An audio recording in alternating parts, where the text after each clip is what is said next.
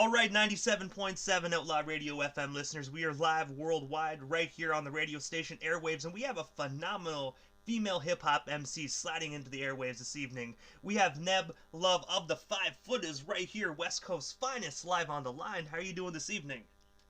What's poppin', man? All the way from Cali. What's going on? You know, I'm good. I gotta say, first and foremost, I have been a fan of the Five Footaz since I was a young lad. So, just thank you for giving us a little bit of your time this evening. Yeah, it's all good. I mean, anytime we can, chop it up with people across the globe is a good thing. But I know you're a busy individual, so I'm gonna jump right into this interview. But I want to take you back to the beginning.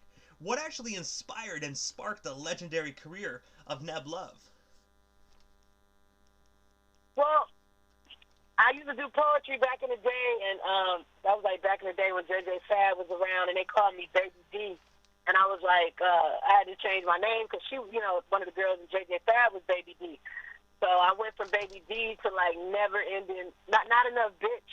It was not enough bitch, and everybody was like, that really wasn't my vibe though. I'm more of like, I got a lot of love and I spread love. So I kind of changed it from never ending black to never ending black love. And I started doing my music, and I was doing my solo stuff. And at the time, I was kind of working with one of Aaliyah's cousins, was my manager at the time. And I met Josh Kills through a friend, and she was already with Warren G, and she was already on the G-Funk album, the first album.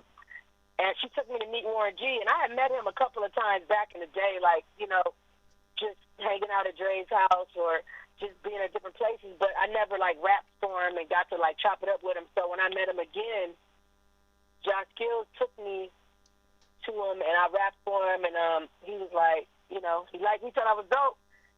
And then Josh Kills was like, yo, we should be a group. And I was like, all right. But I had, like, a whole crew of chicks I already rapped with. So I took Josh Kills around to everybody, and I was like, is she dope? Should I mess with her? And everybody was like, yeah, like, she dope. So it kind of was like we both were two solo artists that had done demos. She actually had put some music out. She had put Super Soul out with Warren G. And I was still, like, doing demos and performing live and everything like that. But we said if we come together to be stronger. And we're all, like, kind of 5'4", 5'2". So we love Five Dog. Shout out Five Dog. Rest in peace. And he always called himself the Five Footaz. And we was like, well, we the Five Footaz. You know what I'm saying? So it kind of, we just kind of came up with the 5 Foot crew, and we had a sub crew called Unit 5, because we really had a deep crew of females that rapped like on some Wu-Tang shit. But it was called Unit 5, and that's who did the heist with us. And we just ended up merging the groups together, and we just all became Five Footaz under one banner. So Neb Luv has always been doing solo songs, but I've always been associated with the Five Footaz from the time I got my first record deal. So, And going back as well, when you actually said you were, like, hanging out in Dr. Dre's house and whatnot, like, what was it like just actually hanging out in Dr. Dre's house? I know for you, it probably was like, it's just it does another day, but for the fans that never really can have the opportunity to say they hung out with Dr. Dre, like, what was it like just being in Dr. Dre's home? Well, my manager named Gil was one of Dre's really good friends. So, he used to do a lot of like fashion shows and different things with Dre, and we went up there. It was like Dr. Dre's birthday party. This was like back in the day before they were working on a Chronic at the time, and Snoop was up there. We did a cipher. Me and my homegirl Indigo. We did a cipher. It was like people rapping. So it was like me, Indigo, Corrupt, and Rage all in a cipher together, like spitting freestyles. And it was crazy because Suge pulled up and was like, yo, y'all fine. I got contracts in the car. And we was like, nah, we ain't even 18. You know what I'm saying? He was like ready to just sign people like on the spot. So, that was crazy. But that was like right when they kind of around the time they started on the Chronic album. But I've met Dre a couple times, but that was like one of the times that I actually was at his house and we got to hang out and just be there. I think it was either his party or Miss Chalet's birthday party or something. But that's how far back it was. It was crazy. It was lit. And by the sounds of it as well, since they were like recording the Chronic, it sounded like Suge was just trying to find some dope artists like yourself. So I think the Chronic was actually Death Row's like first big album release, if I'm not mistaken. Yeah, and it was like right around that time before. I mean, like they were just starting the album, and everybody was just together. We just happened to end up at a party.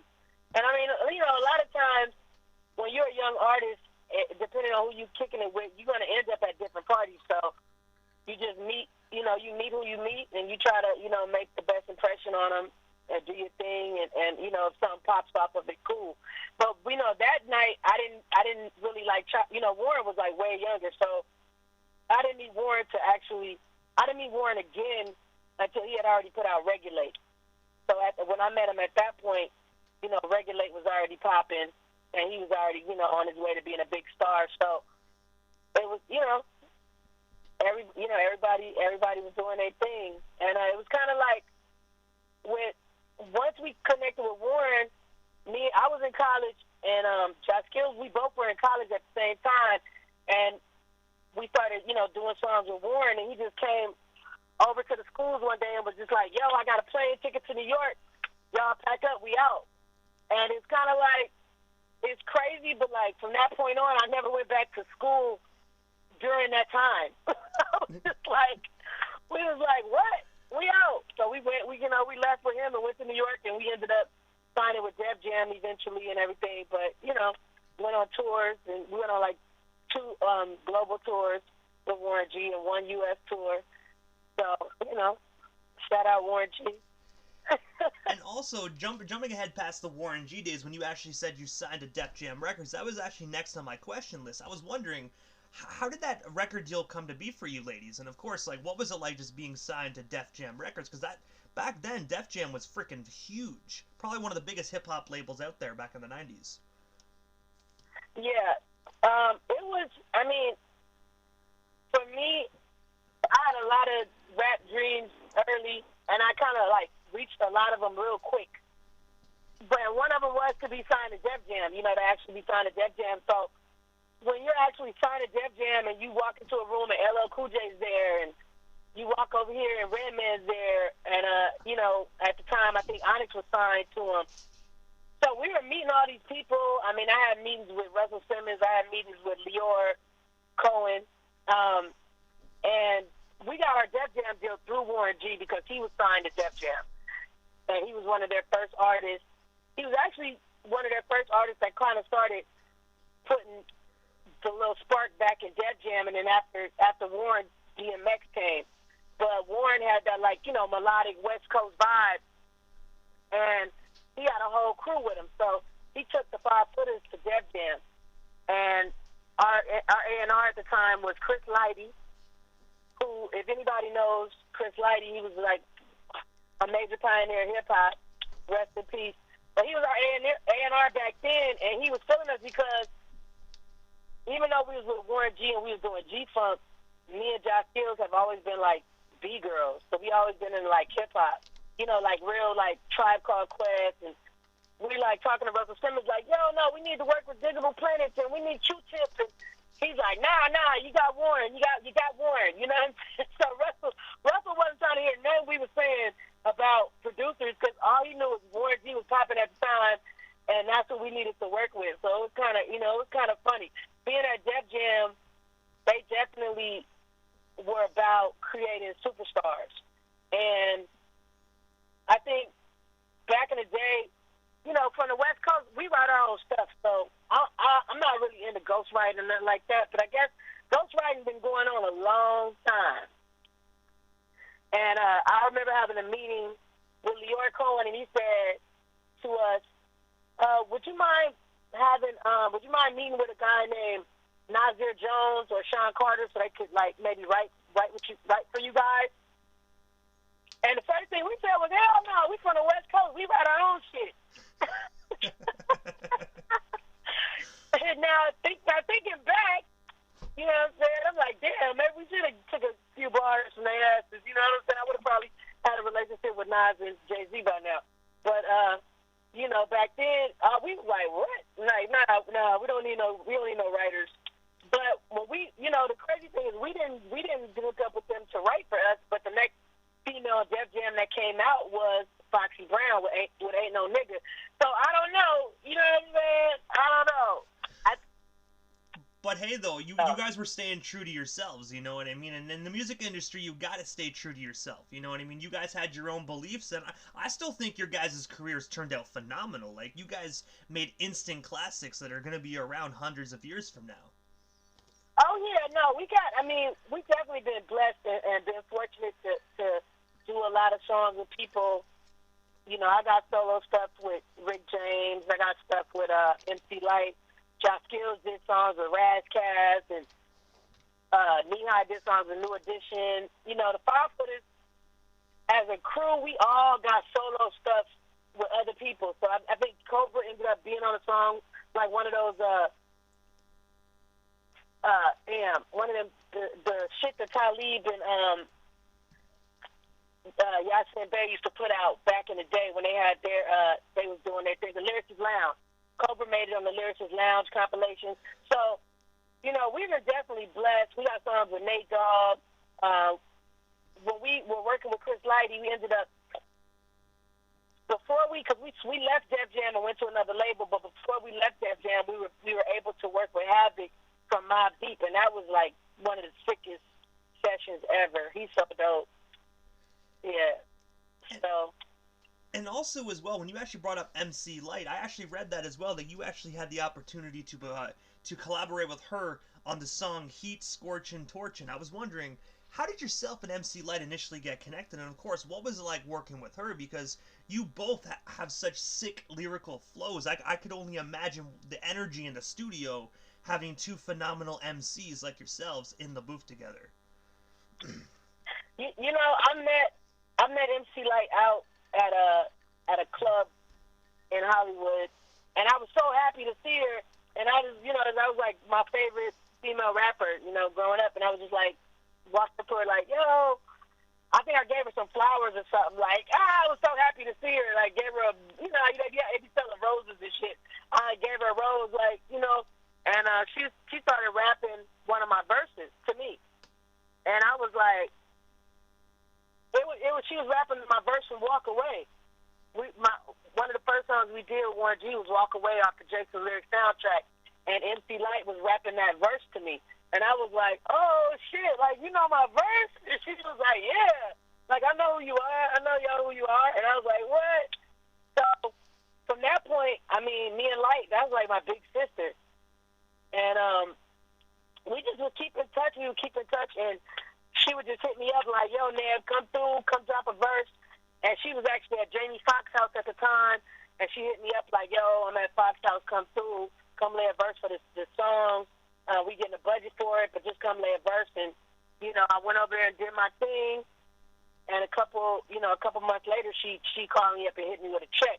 So, sometimes people call you and want you to do collaborations, and it's not about the money, it's about the collaboration and the credit and just the connection. And then, you never know. It might blow up, it might end up on a project, and that's dope. And I appreciate MC Lyte. She's called me several times to be on soundtracks and different things that she's doing, and just writing with her is dope because that's Lyte. You know what I'm saying? Like I always loved her deep voice and the way she just flowed. And so to be able to say I got songs with her is just like an accomplishment. Because when you coming up as an MC and you're able to do songs with people that you admire, that's just a blessing. You know what I mean? And yeah, we ended up doing a song with Eric Sermon too. So that was like super dope. And also on the same record as Heat Scorchin', I believe the record's actually called Road Rage. But I noticed as well that you actually have a song with the original pimp, Sugar Free. And I was wondering, what was it like just working with Sugar Free? Because he is another phenomenal artist.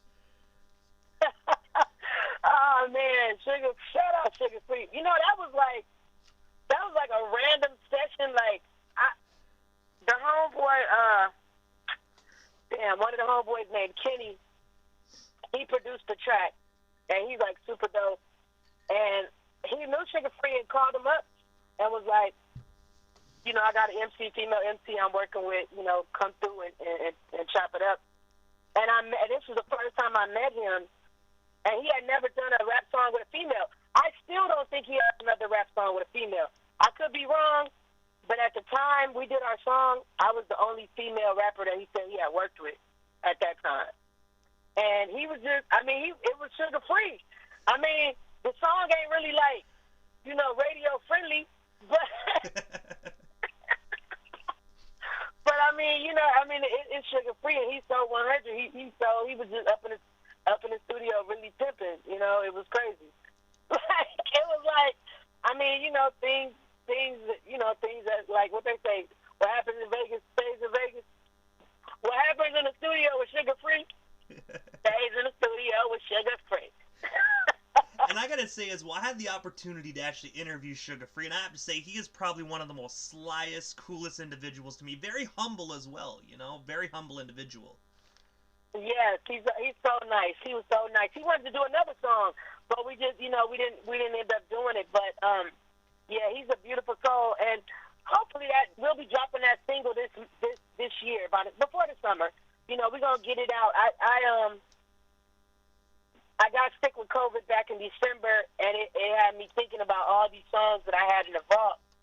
So I'm working on releasing them all. So yeah. And I gotta say as well, I'm really glad that you actually overcame that. There's so many individuals, not even just within hip hop, but all over the world are just passing away due to this terrible virus. And I gotta say, I'm really happy to hear that you actually made it through that and are still 10 times strong, because hip hop still needs an MC like you.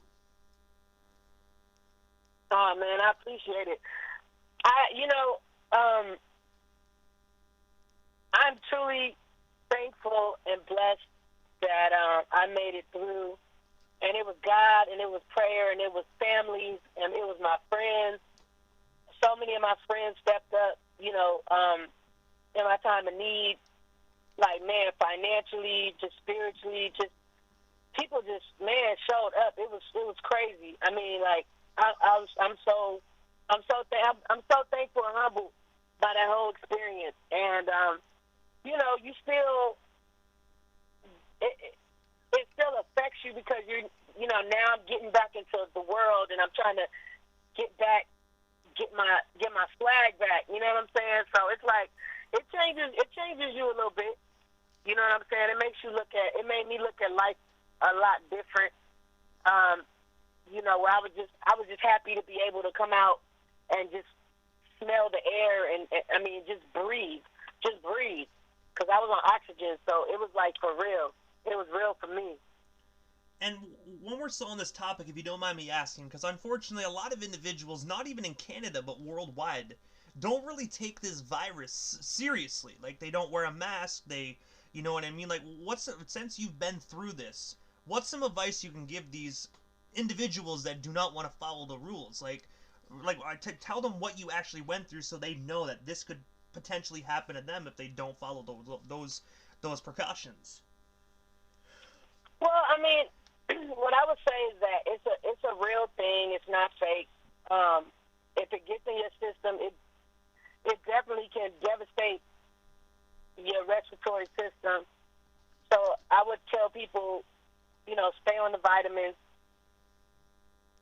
recognize the signs, keep your mask on. If somebody's coughing, don't be all in their face. If you're coughing, don't, get in somebody's face. It's still out there. The virus has not went away. And a lot of people died, I think, because they simply didn't get to the doctor fast enough. And by the time they got to the doctor, it already, messed up their lungs. So breathing, just appreciate every moment, and just, be safe, be clean, be clean, and just take it serious. At the end of the day, you got to live your life, but if you're going to be out there wilding out, no mask, running wild, be on your vitamins, get that vitamin D, get that vitamin C, get that black seed oil, sea moss, all that.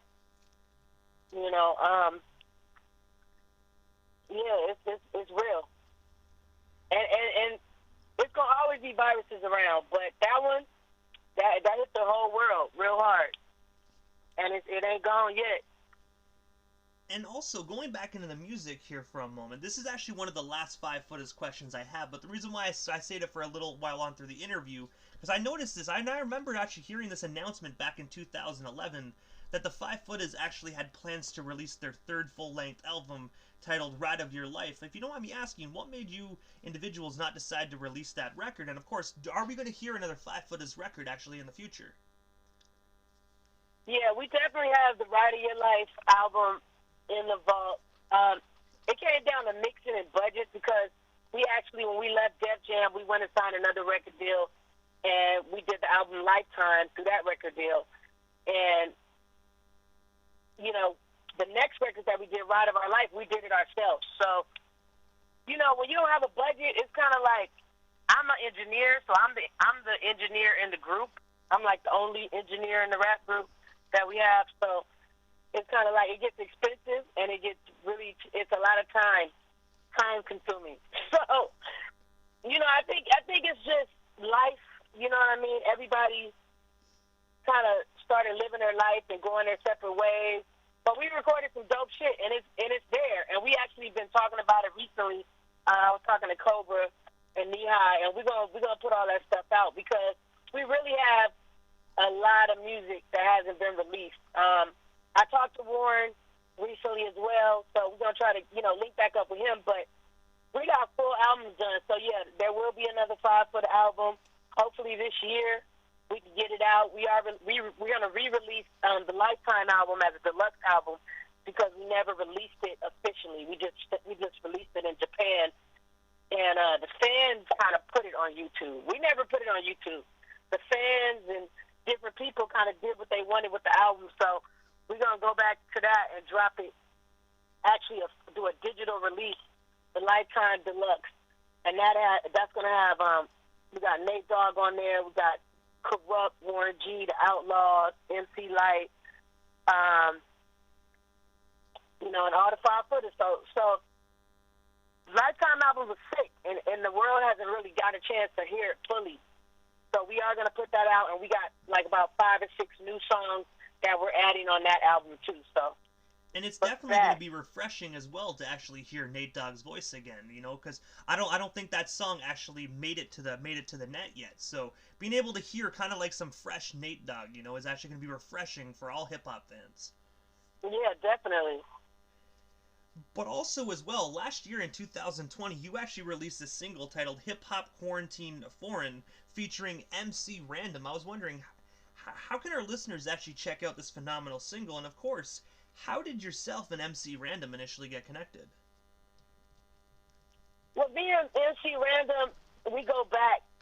You know, he's from Pasadena, and you know, I link with so many MCs. Like if you're an MC and you on the West Coast, I'm probably gonna link with you at some point because I love dope MCs, and Random is super dope, and he's like one of my brothers.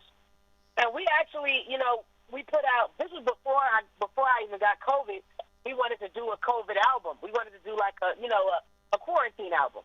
And so he was doing something, and I was doing some songs, and we decided we were going to put some of our songs together, and that was the first song we did. So I sent him the beat. He wasn't feeling the beat. My homeboy B Ready produced that beat. Shout out B Ready. And I was like, all right, you ain't feeling it? Watch this. So I went and I dropped the hook, and I dropped my verse on it, and I sent it back to him, and he was like, oh, yeah, let me get a verse on that. So, that's how that song got completed, and he put that out through his label, Flourish and Prosper. But I am releasing a Fuck COVID album. It's like an EP, and I'm releasing it, so I will be putting that song on my EP as well. But they can get Foreign. It's on Spotify, Apple Music, YouTube. All you got to do is Google Neb Luv Foreign, and it'll come up. It's an awesome song, and it definitely captures, I think, what we've been all going through for like the last year, you know. And I was able to create so much in 2020. That's what's so crazy. Like I got sick at the end of the year, but from January 2020 to December 2020, I stayed in the studio. So I have so many new songs, so so many albums I've been working on. I connected with a couple of chicks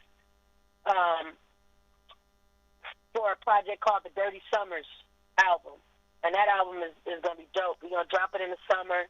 I think I sent you one of the songs, our single, and that features Knee High, Omega, aka Miss Marvel, that used to rock with J. the Damager, and a host of other artists that are really.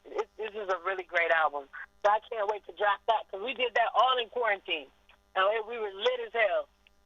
And I gotta say as well, when you actually sent me those songs, I listened to them, and of course I started playing them in the station's rotation. And I've been a fan of you for a long time, so I was sitting back and I was listening to that particular song, and I was like, I swear to God, this one's not released. But I wasn't quite sure, but by the sounds of it, you know, that song wasn't released, so it's actually good to. I always like being a DJ. You get to hear all the cool stuff before the general public does. Yeah, no, that's dope. And I think I sent you my Care song too. So yeah, the Dirty Summers record was a fun record. It was done, you know, during quarantine, so everybody was kind of stressed out, and we wanted to do something relaxing, and it had a lot of females involved. So it was kind of like a safe space for the females where we could just write and rock. And we got production from one of the producers on the West Coast, Day One. He produced some stuff, Press Play. He produced some stuff. My boy DBG. Man, we got A2R, Mellow Beats. It's a dope album. We got a kid on there, Eric B's son. Eric B's son is on the Dirty Summers album, and Eric B's son's mom, baby's mama. So, you know, it's Virginia Slim. It's a dope. It was a dope vibe. So I can't wait till the world hears it, because that's gonna be the next project we drop, and then I'm dropping a few solo projects this summer as well. And also as well, earlier this month on April 4th, 2021, you actually released the album D2P. I was wondering if you can tell our listeners a bit more about that record, and of course, where can we actually snag ourselves a copy today if we haven't done so already? D2P, that's a EP of a collection of songs that me and one of my collaborators, his name is Des Beats. He's from Toronto. Shout out, one of your Canadian producers. His name is Des Beats, and we've done. I met him online on IG, and we kind of just vibed, and he started sending me beats, and we have about 3 projects that are getting mixed right now that are so dope. But the D2P project was a project that I felt needed to come out. I released it on my brother's birthday, April 9th. And you can actually get it on all digital platforms. It's out now.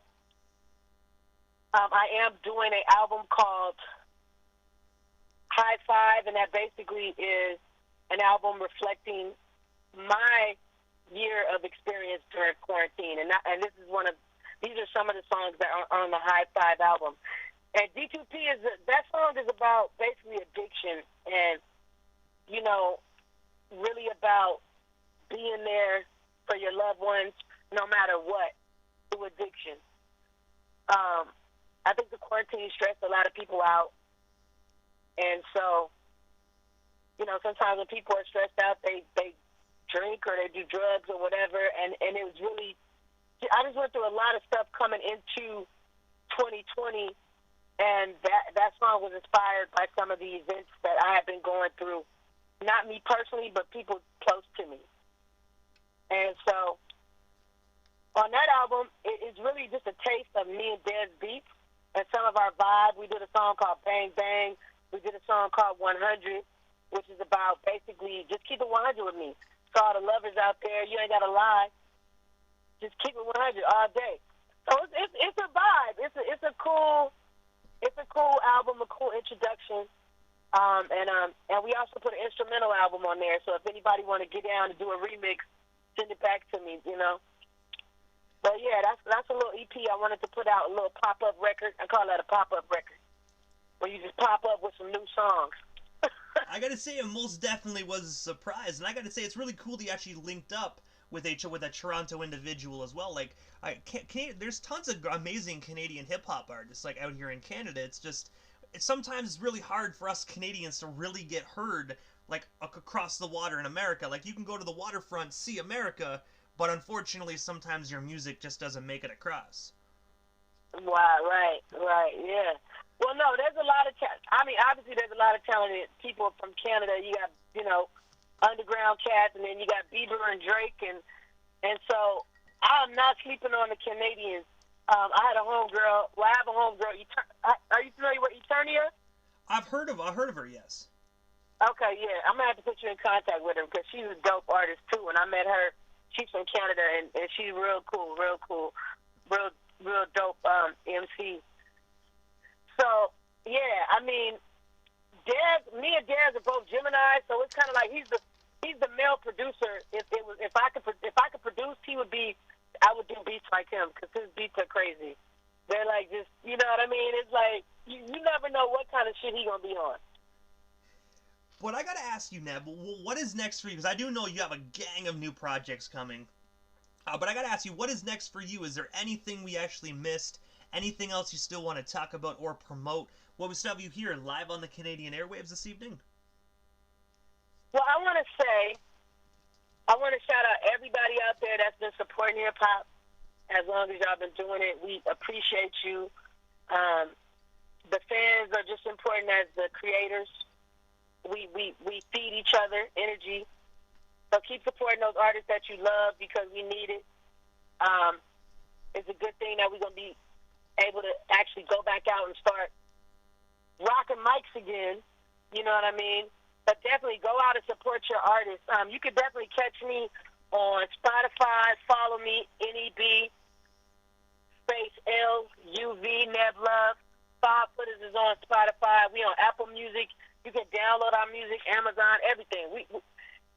I'm on all digital platforms. I got a new album coming out called Cali Vibes, and that actually is going to feature the sugar-free song. I got a song with Gonzo, Miss Toy. We just finished mixing all of that, produced by DJ Too High. So, I'm dropping a lot of stuff, but the next thing for me is going to be Cali Vibes and the Dirty Summers album. So please look for that. And, just, man, keep it popping wherever you at. You know what I'm saying? Don't give up. Go for your dreams. And, man, keep it sexy. Neb Luv says, keep it sexy. And I gotta say, first and foremost there, Neb, before we actually part ways here, I gotta say thank you for years of amazing hip-hop.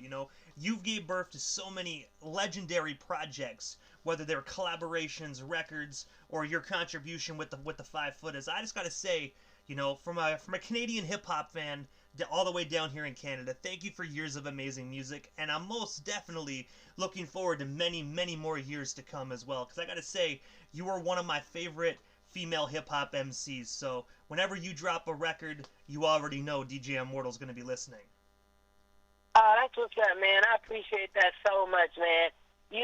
Sometimes you sit back and you're like, man, people actually be like, man, why you still doing music? And I'm like, man, because I love this shit.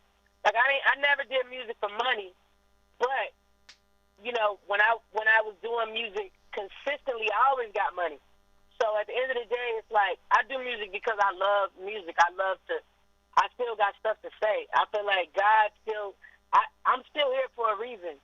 So, I'm trying to put out everything. So for anybody out there listening, you can find me on Bandcamp. It's neblove.bandcamp.com. I got about 3 or 4 mixtapes on there. We got the 5 Footaz mixtape on there.